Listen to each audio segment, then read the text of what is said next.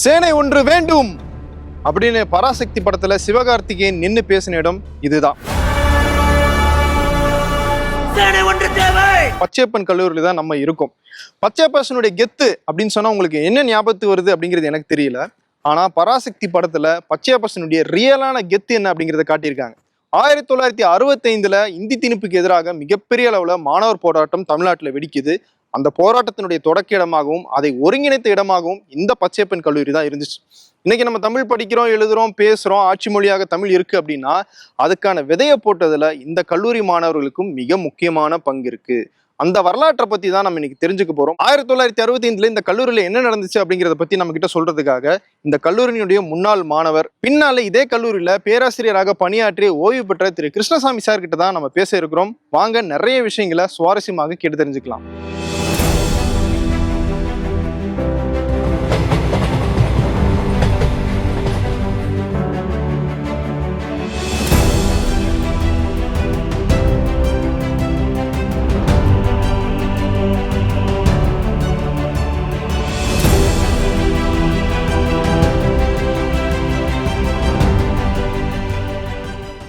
சமையல் எண்ணெய் மற்றும் உணவுப் பொருள் ஏற்றுமதியில் 20 ஆண்டு கால அனுபவம் பெற்ற ஸ்டார் எக்ஸ்போர்ட் ஹவுஸ் கயல் ஆக்ரோ ஃபுட்ஸ். சார் வணக்கம். வணக்கம் தம்பி. பச்சையப்பன் கல்லூரியினுடைய சாதனையாளர்கள் பற்றி ஆவணம் பண்ணியிருக்கீங்க. இங்க நடந்த பல முக்கியமான நிகழ்வுகள் பற்றி ஆவணப்படுத்திருக்கீங்க. ஸோ அந்த அடிப்படையில் சமீபத்தில் பச்சையப்பன் கல்லூரி திரும்பவும் ஒரு பேசுபொருளாக இருக்கு. காரணம் பராசக்தி அப்படிங்கிற அந்த திரைப்படம். அந்த திரைப்படத்துல 1965 நடந்த மாணவர்களுடைய போராட்டத்தினுடைய தொடக்கமாகவும் அதை ஒருங்கிணைத்த ஒரு முக்கியமான பகுதியாகவும் இந்த பச்சையப்பன் கல்லூரி தான் இருந்துச்சு அப்படிங்கிறத காட்சிப்படுத்தியிருக்காங்க. அந்த போராட்டத்தை பத்தி உங்களுடைய நினைவு குறிப்புல இருந்து சில விஷயங்கள் சொல்லுங்க. தம்பின்னு நான் உரிமையோட சொல்றேன். சொல்லுங்க. பாணிப்பட்டு போர் போன்ற போர்கள் எல்லாம் படித்த வரலாற்றுல நாங்க என்ன பண்ணுவோம், ஹிஸ்டாரிக் டூர் போவோம். அந்த போர் களத்தையே போய் பார்ப்போம். சரி. பாணிப்பட்டுக்கே போய் பாணிப்பட்டு போர் அந்த இடங்களை பார்ப்போம். அது மாதிரி நீங்க 1965 இந்திய எதிர்ப்பு போராட்டத்தின் உயிர்ப்பிடம் பிறப்பிடமா இங்க இந்த ஹாஸ்டல்ல, பச்சையப்பன் ஹாஸ்டல்ல 88ஆம் நம்பர் ரூம்ல தான் எல்லாமே துவக்கம். இந்த மொழிப்போரின் துவக்கம் இங்குதான். அதே மாதிரி இந்தி பேசாத மக்களின் மீது இந்தியை திணிக்க மாட்டோம்னு சொல்லி பிரதமர் நேரு லெட்டர் எழுதுனதும் பச்சையப்பன் கல்லூரியை சார்ந்த முன்னாள் மாணவருக்கு தான். போராட்டத்தின் துவக்கம் இங்கதான், போராட்டத்தின் நிறைவும் இங்கதான். எனவே இது ஒரு ஹிஸ்டாரிக் பிளேஸ். நான் வாங்க அந்த இடத்துக்கே கூட்டு போறேன். அந்த ஹாஸ்டலுக்கு போறேன். அந்த இடத்துக்கே, அந்த இடத்துல ரூம்க்கே கூட்டு போறேன். ஓகே, வாங்க அங்க போய் பாருங்க.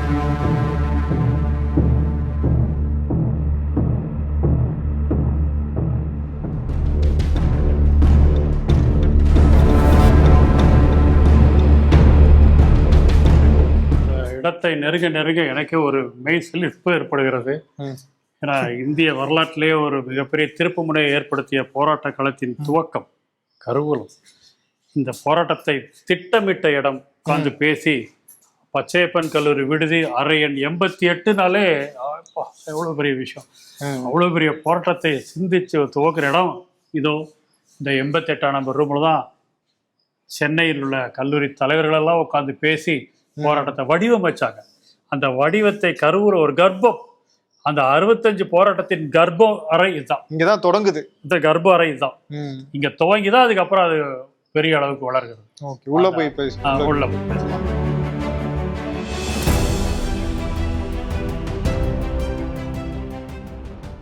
சார், இந்த வரலாற்று சிறப்புமிக்க 88ஆம் நம்பர் ரூம்குள்ள வந்துட்டோம். 1965 இந்த ரூம்ல என்ன நடந்துச்சு? அதாவது முன் வலியை தாங்கிக் கொண்டு தீர்வை சிந்தித்த மாணவர்கள் அமர்ந்து பேசிய ஒரு மிகப்பெரிய சபை. போராட்டத்தின் சட்டமன்றம் இது என்று சொல்லலாம். எப்படிதான் சொல்லலாம் அந்த இடத்த. இந்த 10க்கு 10 ரூம்.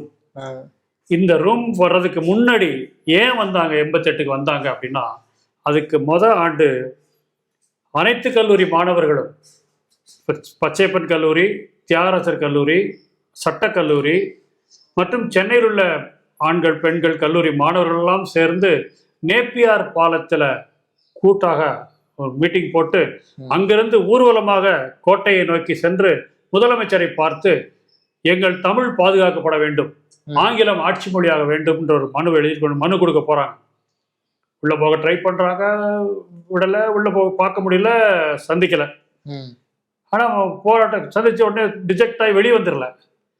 உடனே பீச்சில் போய் அசம்பிள் ஆகி இங்கே ஒரு மீட்டிங் மாதிரி போட்டுருவோம், எல்லாரும் மீட்டிங் போடுறான்னு சொல்லி பீச்சில் ஒரு மீட்டிங் போடுறாங்க.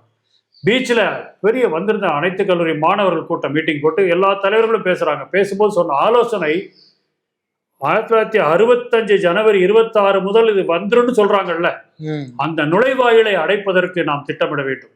நம் தமிழ் மொழிக்கு பாதுகாப்புக்கு வழி உருவாக்க வேண்டும். எனவே மொழி பாதுகாப்பு ஆங்கிலம் வேணுங்கிறத வலியுறுத்தி நம்ம போராட்டத்தை இன்னும் கொஞ்சம் அகலமா திட்டமிடணும் அப்படின்னு முடிவு பண்ணிட்டு அன்னைக்கு சாயந்தரம் கலைஞ்சிடறாங்க.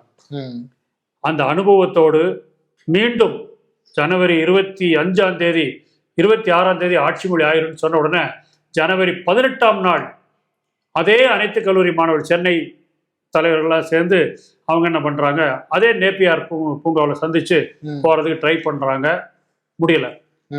இப்போ நம்ம இப்படி பண்ணா நடக்காது, நம்ம இன்னும் எஃபெக்டிவா திட்டமிடணும்னு சொல்லிட்டு முடிவு வைக்கும் போதுதான் சென்னை பச்சையப்பன்களுடைய தமிழ் மன்ற தலைவராக இருந்தவர் துரைசாமி, அவரு ராமலிங்கம், துரைப்பாண்டி இவங்களுக்கு 3 பேரும் கலந்து பேசிட்டு இல்லை நம்ம சட்டக்கல்லூரி எல்லாரையும் கூப்பிடுவோம்னு சொல்லி பேசி சட்டக்கல்லூரியிலிருந்து கொஞ்சம் பேர், ரவிச்சந்திரன், தியாகராசர் கல்லூரியிலிருந்து நாவலவன், சட்டக்கல்லூரியிலிருந்து பே சீனிவாசன், சட்டக்கல்லூரி முன்னாள் மாணவர், மொழிப்போர் போராட்டத்தை முழுக்க தலைமை தாங்கி நடத்திய மொழிப்போர் தியாகி எல் கணேசன், அவங்களாம் வர்றாங்க.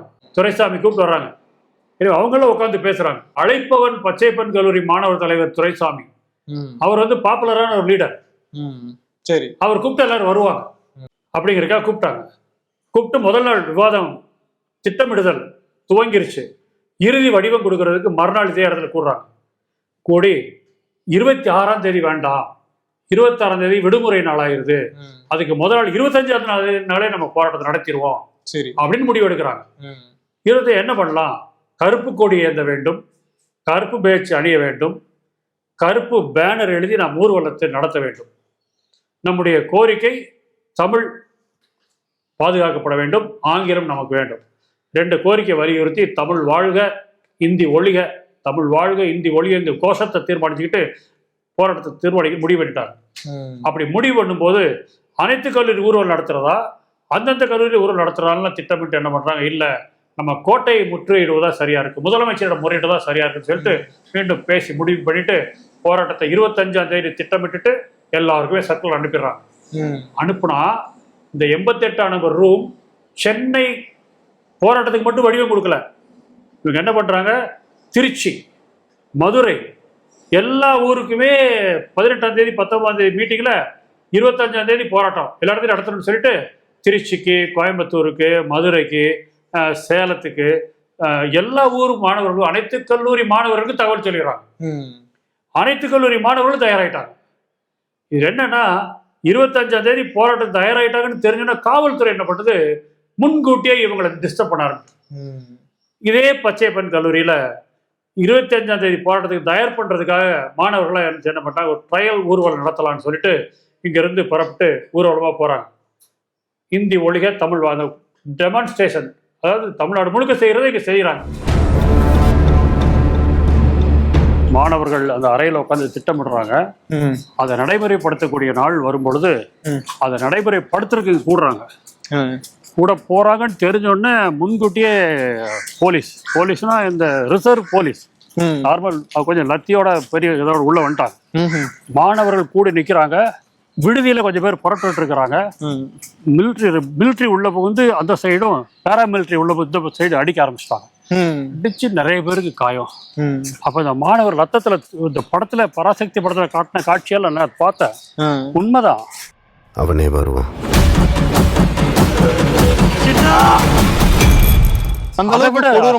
அதை விட கொடூரம் ராணுவ தாக்குதல். இவங்க வந்து அடிபட்ட பிறகு காயத்தை காட்டுறாங்க இந்த படத்துல. வன்முறையை காட்டக்கூடாதுன்னு அதுல கட் பண்ணி இங்க அடிபடும் போது ரத்தம் சிந்தும் போது இந்த வார்டன் டி.ஆர். ராமச்சந்திரங்கிற வார்டன், ஏன் மாணவர்கள் அடிக்காத, டோன்ட் டச் மை ஸ்டூடெண்ட்ஸ் சொல்லிட்டு அவர் போய் தடுக்கிறார். போலீஸ் முன்னாடி தடுக்கிறாரு. தடுத்த ராமச்சந்திரனை போலீஸ் அடிச்சுட்டாங்க. அடிச்சு அவருக்கு ரத்தம் ஆகி போச்சு. அவருக்கும் மயக்காகிறாரு, மாணவர்கள் மயக்காகிறாரு. எல்லாருமே ஹாஸ்பிட்டல் தூக்கிட்டு போறாங்க. ஒரு மிகப்பெரிய ரத்த கலர் ரணகலமா இந்த வளாகம் முழுக்க இருந்தது. போராட்டத்துடைய துவக்க பூமியில இன்னும் கொஞ்சம் உத்வேகம் கூடிருச்சு. அப்ப 25க்கு வெளியே இதே வேகத்தை பேசுறாங்க. பேசும்போது 25க்கு திட்டமிடணும்னு சொல்லும்போது அவங்க என்ன சொல்லிட்டாங்க, எங்களை முன்கூட்டியே உள்ள வந்து போலீஸ் அடிச்ச மாதிரி போராட்ட காலத்துக்கு யதார்த்தமா வராதிங்க. கோயம்புத்தூர்ல உங்களையும் கைது பண்ண வருவாங்க, மதுரையிலையும் கைது பண்ணுவாங்க, முன்னணி தலைவர்கள் கைது செய்யப்படுவதற்கு வாய்ப்பு இருக்கிறது. எனவே கவனமாக பண்ணுங்கன்னு சொல்லி சொல்றாங்க. மதுரையில் காளிமுத்து, நா. காமராசன் 2 பேர் அரசியல் சாசனத்தின் 17வது பிரிவை எரிப்பதுன்னு திட்டமிட்டதை வெளியே சொல்லாம தயாரா நிற்கிறாங்க. அரசியல் சட்டத்தை எரிக்க போறாங்கன்னு தகவல் கேள்விப்பட்டோன்னே எங்க காமராசன் எங்க காளிமுத்து 2 பேரை கைது பண்ணு சொல்லி போலீஸ் தேட ஆரம்பிக்கிறாங்க. போலீஸ் தேட ஆரம்பிக்கும் போது அங்கு இருந்த இந்த இயக்க பின்னணி கொண்ட அண்ணா, கலைஞர் சொல்றோம்ல, இந்த இயக்கத்தை சார்ந்த தோழர்கள் அவங்கள கொண்டு போய் அவங்க இயக்க தோழர்கள் வீட்டில் பத்திரமா வச்சுக்கிட்டாங்க, பாதுகாப்பாக வச்சுக்கிட்டாங்க. வெளியே விட்டாதானே போலீஸ் கைது பண்ணுவேன்னு சொல்லிட்டு இங்க அதே மாதிரிதான் இந்த கல்லூரியில் போராட்டம் நினைத்தவர்களை பக்கத்துல மிகப்பெரிய தலைவர்களா இருக்கிறாங்க, நாட்டுக்காக, மொழிக்காக.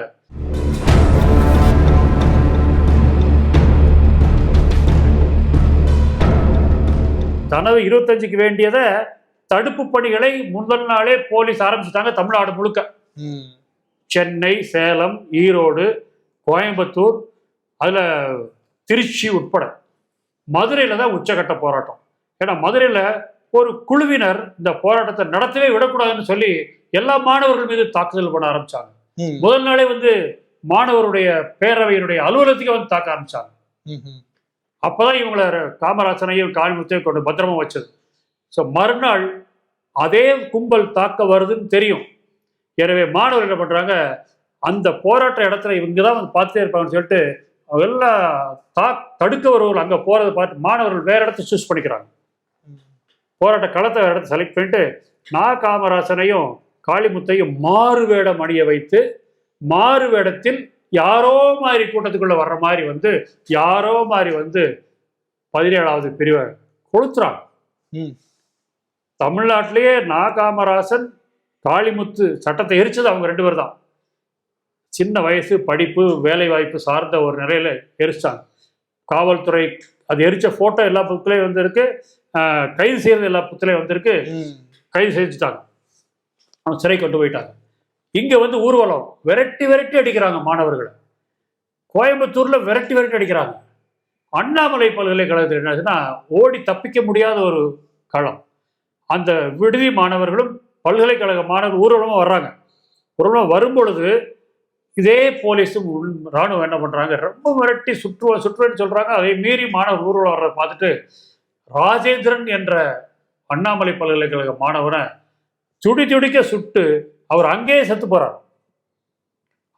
ராஜேந்திரனுடைய மரணம் தமிழ்நாடு முழுக்க, இந்தியா முழுக்க மிகப்பெரிய விஷயமாகி இந்த போராட்டத்தை ஆந்திராக்காரங்க, கேரளாக்காரங்க, வெஸ்ட் பெங்கால்காரங்க, பெங்களூருக்காரங்க எல்லாம் உள் வாங்கிக்கிட்டு we will come in support of you.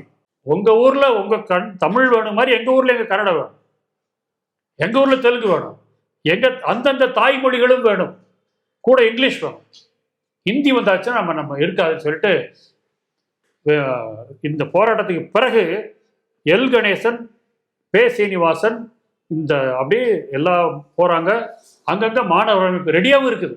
அங்க ரெடியா இருக்க போய் தான் இதெல்லாம் நடக்குது. போய் சொன்ன உடனே இந்த கட்டம் 25ஓட முடியல. 25 துப்பாக்கி சூடு, கைது, அடிதடி அப்படியே குறைஞ்சிடல. ரத்த சிந்தி வேகமா அடிப்போய மொழியை காப்போம் தாய் தமிழ் வாழ்கின்றாங்க. இது கிடையில என்னாச்சுன்னா சிவலிங்கம், முத்து, ஒரு 13-14 தமிழ் அறிஞர்கள், தமிழ் பற்றாளர்கள் உடம்பெல்லாம் நெருப்பு வச்சு எரிஞ்சு வெந்து சாகுறாங்க. அவங்க தீக்குளிச்ச செய்தி என்பது துப்பாக்கி சூடு செய்தியை விட இது பயங்கரமா பரவுது. ஆனா எல்லா இடத்துலயும் போராட்டம் நடக்குது. Prime minister, president of India, home minister எல்லாரும் வர்றாங்க, சீஃப் மினிஸ்டர்ல எல்லாருமே இன்வால்வ் ஆகுறாங்க. போராட்டம் தடுக்கிறது முடியல.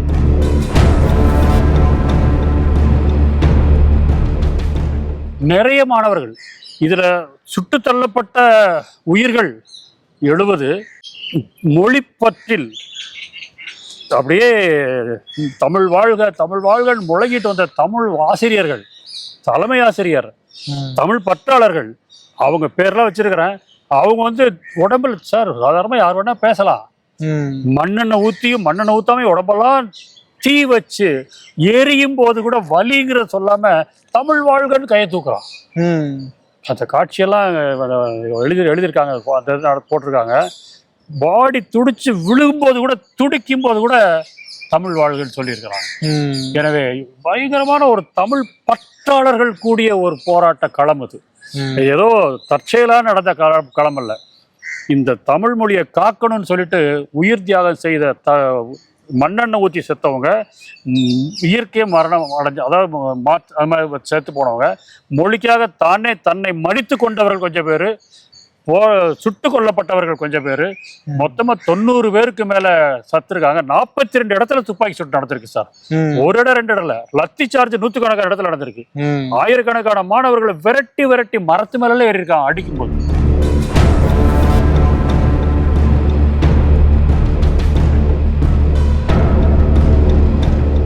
ராணுவத்தால் சுட்டும் சாகடிக்க முடியல. எவ்வளவு இடைஞ்சல் பண்ணாலும் எதையும் மீறி எழுச்சியா பயங்கரமா வர்றாங்க.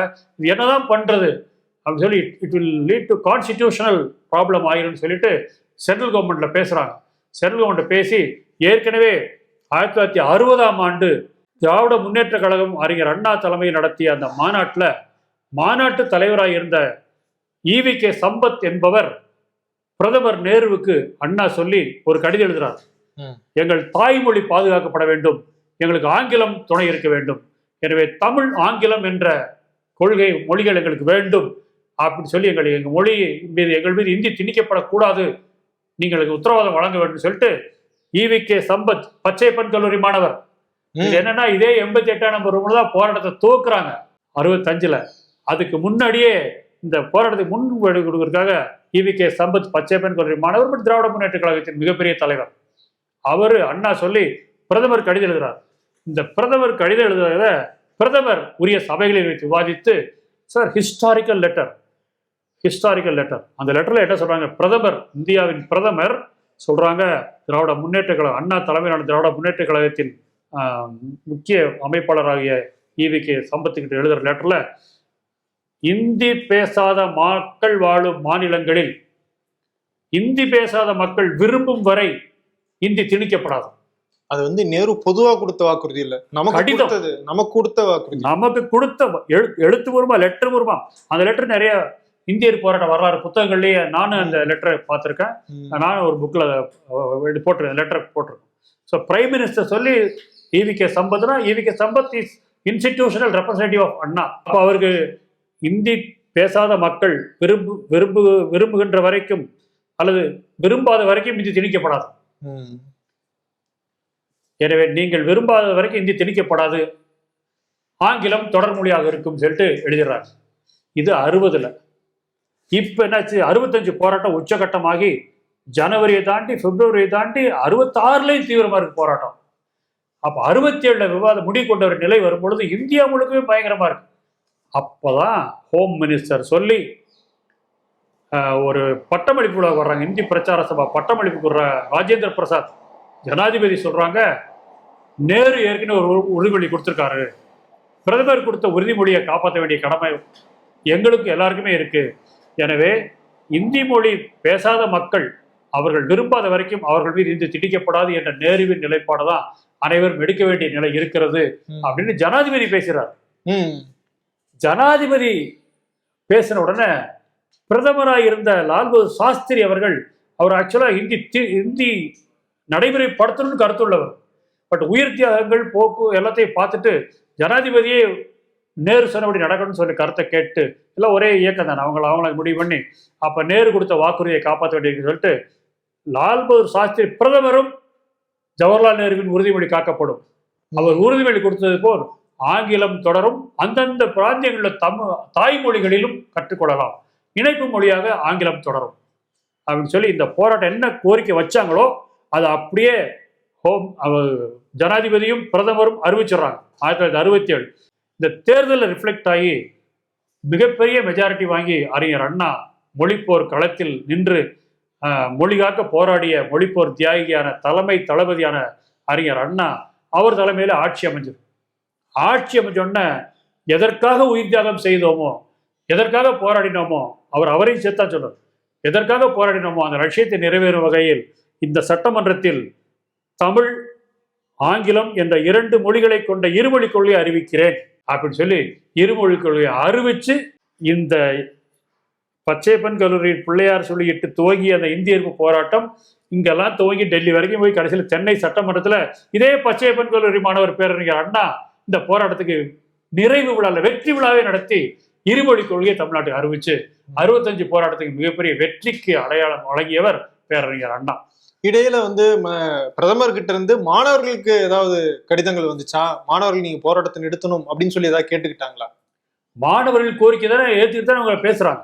இங்க போராடுற மாதிரி தமிழ்நாட்டில் திராவிட இயக்க போராடுற மாதிரி மேற்கு வங்காளம் எல்லா இடத்துலையுமே, கேரளா எல்லா இடத்துலையுமே அமைப்பு சார்ந்த முறையீடுகள் எல்லாருமே they wrote letter to central government only.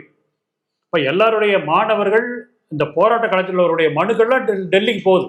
அந்த மனுக்களுடைய கருத்தெல்லாம் தாய்மொழி ஆங்கிலம் 2ம் தொடரணும்னு சொல்லி வந்த பிறகுதான் அந்தந்த மாநிலத்தில் உள்ள தாய்மொழியும் ஆங்கிலமும் இந்தியாவில் இருக்கும், ஹிந்தி திணிக்கப்படாது அப்படிங்கிறத சென்ட்ரல் கவர்மெண்ட் சொல்லிச்சு. சென்ட்ரல் கவர்மெண்ட் சொன்னது மறு உறுதிப்படுத்துற மாதிரி அண்ணா என்ன பண்ணிட்டாங்க, தமிழ் ஆங்கிலம் இருமொழி கொள்கை தான் தமிழ்நாட்டில், ஹிந்திக்கு இடமில்லை, மும்மொழி கொள்கை, அது வார்த்தையை சொல்றாரு, மும்மொழி கொள்கையை மாற்றி. இதுக்கு இன்னொரு பிரச்சனைனா 67 அண்ணா முதலமைச்சர் ஆயிடுறாங்க. அண்ணா முதலமைச்சர் ஆகும் போது சென்ட்ரல் கவர்மெண்ட்ல லாங்குவேஜ் பில் அது வரும்பொழுது அண்ணா இருக்கிற காலத்துல திரும்ப மொழி போராட்டம் பண்றாங்க. சரி, அண்ணாவுக்கு முந்தி இருந்தப்ப அண்ணா போராடினாரு, அண்ணாவே முதலமைச்சரான பிறகு மொழி போர் வந்துருச்சு. அப்ப அண்ணா என்ன சொல்றாங்க, அதிகாரிகளை கூப்பிட்டு எந்த மாணவனையும் சுடக்கூடாது, எந்த ரயில் போனாலும் 10 ரயில் வாங்கிக்கலாம், எது உடைஞ்சாலும் திருப்பி வாங்கிக்கலாம், எந்த உயிர் போனாலும் திருப்பி வாங்க முடியாது. எனவே மாணவர்கள் தான் முக்கியம், உயிர் தான் முக்கியம். ஃப்ரெண்ட்லி அப்ரோச், நான் பேசிக்கிறேன் ஸ்மூத்தா பேசி மாணவர் மேட்டர் ஹேண்டில் பண்ணார் அண்ணா. அந்த அண்ணாவே 67 ஆட்சி வந்த பிறகு இருமொழி கொள்கை அறிவிச்சு இதற்கு உயர்ந்த தீர்வாக, சட்டபூர்வமான தீர்வாக கொடுத்தாங்க. இன்ன வரைக்கும் இருமொழி கொள்கை தான் இருக்கு. எத்தனை ஆட்சி மாறினாலும், எத்தனை அரசியல் தத்துவம் மாறினாலும் அண்ணா கொண்டு வந்தது வேலைவாய்ப்பு சார்ந்த, பண்பாட்டு சார்ந்த, மனித வள மேம்பாட்டு சார்ந்த ஒரு சிந்தனையை அண்ணா கொடுத்திருக்காங்க. இந்த இருமொழி கொள்கை உலகளாவிய வெற்றியை தமிழ்நாட்டு மாணவர்கள் இளைஞருக்கு தருவதனால் அண்ணா காட்டிய வழி பழைய கோரிக்கைக்கு தீர்வு மட்டுமல்ல, எதிர்கால வெற்றிக்கு நல்வழி அப்படின்னு சொல்லி நாடே ஏற்று பாராட்டுது சார். சிவாஜி சொல்ற மாதிரி அதுக்கு விதை பச்சையப்பன் கல்லூரி போட்டது. பச்சையப்பன் கல்லூரி இந்த அறை 88 இந்த அறை மிகப்பெரிய உண்மையிலே பிரமிப்பா இருக்கு. ஒரு போராட்டத்தின் துவக்கத்திலே உட்காந்து நீங்க பேசுறீங்கிறது. ஆமா, அந்த போராட்டத்துல ஈடுபட்ட மாணவர்கள் இருக்காங்கல்ல, அவங்க அதுக்கப்புறம் என்ன ஆனாங்க? அவங்களுக்கு அரசாங்கம் சரியான ஒரு அங்கீகாரம் கொடுத்ததா? அவங்களுடைய அந்த போராட்டத்துக்கு என்ன மாதிரியான ரெகக்னிஷன் கிடைச்சது? இந்த 1965 போராட்டத்தில் உயிரிழந்தவர்களுக்கு இழப்பீடு பற்றி அன்னைக்கு யோசிக்கக்கூடிய சூழ்நிலை இல்லை. ஏன்னா வழங்கும் இடத்தில் இவர்கள் இல்லை. அன்று விலையை எதிர்பார்த்து உயிர் தியாகம் செய்யவில்லை, எனவே ஈடுலாம் கேட்கல. வழக்கு இருந்தது, நிறைய மாணவர்கள் படிப்பு பாதிக்கப்பட்டது. எனவே இந்த மொழி பாதுகாப்பு இயக்கம், மாணவர் மொழி பாதுகாப்பு இயக்கத்தை அவங்களெல்லாம் நான் சந்திச்சிருக்கேன், பேசியிருக்கேன். அவங்க அண்ணாவை போய் பார்த்து பேசிட்டு வந்தவங்கள நான் பார்த்துருக்குறேன். அவங்க அண்ணா கிட்ட முறையிட்டது இன்னும் தீர்க்கப்படாத இருந்த வழக்குகள், அதில் தான் மாணவர்களுக்கு ஒரு இது வரணும்னு சொன்ன ஒரு தமிழ்நாடு அரசு இது எல்லாத்துக்குமே ஒரு விதிவிலக்கு அளித்து வழக்குகளை திரும்ப பெறுங்கிற வார்த்தை இல்லை, அது ஒரு நல்லிஃபை பண்ணுற மாதிரி. ஸோ மாணவர்களுக்கு முன்பிருந்த சிக்கல்கள் சட்டபூர்வமாக மாணவர்களுக்கு நலன் சார்ந்த தீர்வுகளை உருவாக்குவதில் பேரறிஞர் அண்ணாவினுடைய அரசு ஸ்டூடெண்ட் ஃப்ரெண்ட்லியான செயல்பாடுகளில் ஈடுபட்டது. மாணவ தலைவர்களை தொடர்ந்து பேசிட்டே இருந்தாங்க, அடுத்து என்ன செய்யலாம்.